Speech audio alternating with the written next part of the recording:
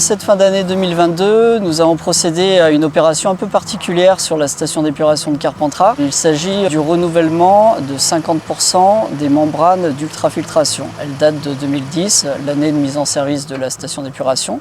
On a dépassé la durée de vie théorique de ces membranes. C'est pourquoi nous procédons à leur renouvellement afin d'assurer la qualité optimale de fonctionnement de la station. Donc en fait, ces membranes représentent une barrière physique pour la boue et les bactéries.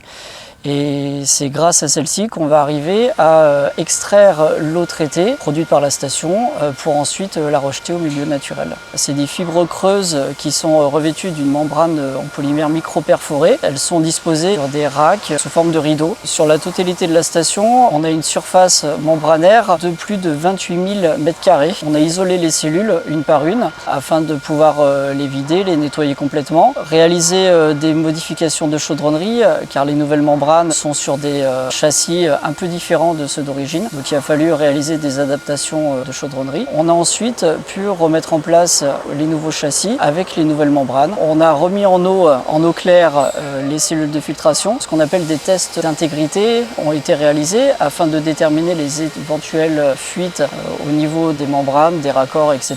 Une fois que tout était validé, on a procédé à des essais de filtration et des modifications d'automatisme car l'objectif de ce renouvellement était également d'améliorer le fonctionnement des membranes en optimisant notamment les phases d'aération, les phases de pompage, etc. Pour cette opération de renouvellement, nous avons fait appel à plusieurs entreprises spécialisées. Tout d'abord le constructeur et le fournisseur des membranes qui étaient là pour assurer la bonne installation de son matériel et aussi valider les tests de fonctionnement. Nous avons également travaillé avec l'entreprise Hydrea qui a assuré toute la coordination du chantier et surtout la coordination entre les différents acteurs, les chaudronniers, les automaticiens, les électriciens. Tous ces travaux ont été supervisés par Suez pour le compte du syndicat Rhône Ventoux. Ce chantier a été un peu particulier parce que c'était la première fois qu'on réalisait ces travaux sur la station de Carpentras et forcément il y a une certaine part d'imprévu.